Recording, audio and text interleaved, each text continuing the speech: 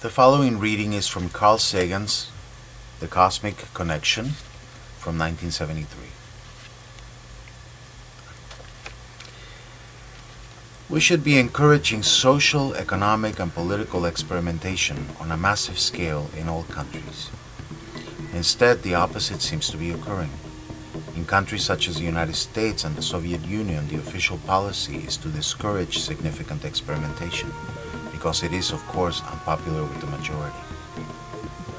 The practical consequence is vigorous popular disapproval of significant variation. Young urban idealists immersed in a drug culture, with dress styles considered bizarre by conventional standards, and with no prior knowledge of agriculture, are unlikely to succeed in establishing utopian agricultural communities in the American Southwest, even without local harassment. Yet such experimental communities throughout the world have been subjected to hostility and violence by their more conventional neighbors. In some cases, the vigilantes are enraged because they themselves have only within the previous generation been accepted into the conventional system.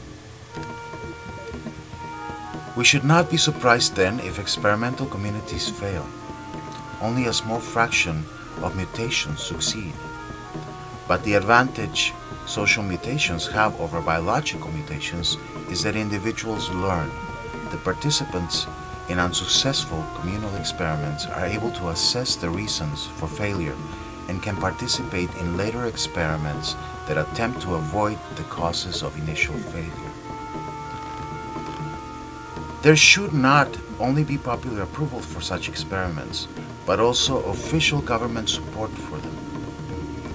Volunteers for such experiments in utopia, facing long odds for the benefit of society as a whole, will, I hope, be thought of as men and women of exemplary courage. They are the cutting edge of the future. One day, there will arise an experimental community that works much more efficiently than the polyglot, rubbery, hand-patched society we are living in. A viable alternative will then be before us. I do not believe that anyone alive today is wise enough to know what such a future society will be like. There may be many different alternatives, each potentially more successful than the pitiful small variety that faces us today. I personally have had a lifelong interest in these kinds of experiments. For some reason I caught on to the idea that experimentation was going on early in life, probably even before my teens. There was plenty of science fiction, of course, that reached very popular levels in the 70s.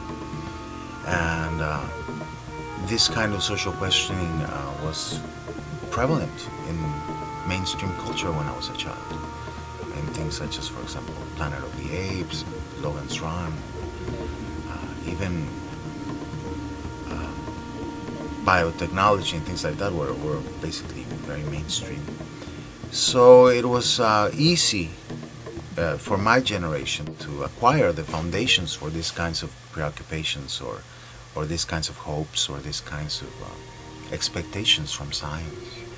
So this particular reading is from the chapter Experiments in Utopia, Carl Sagan, The Cosmic Connection, 1973. And I especially like the part where he states that not only should these experiments be supported, but that they should be funded by government, especially in this particular moment when government is funding banks, financial institutions, and industries such as the car makers.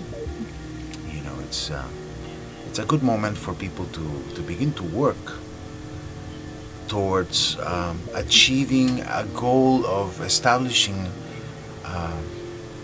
partitions of land in each state for those who wish to live in a community that is sustainable that uses a very little energy, that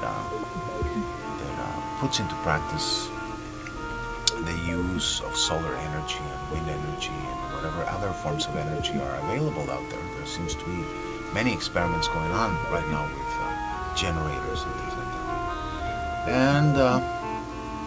And begin building these new models of a sustainable society that are so important to begin to establish now, since we're seeing very definitely now that the consequences of our excess consumerism are very frightening. Okay? Thank you.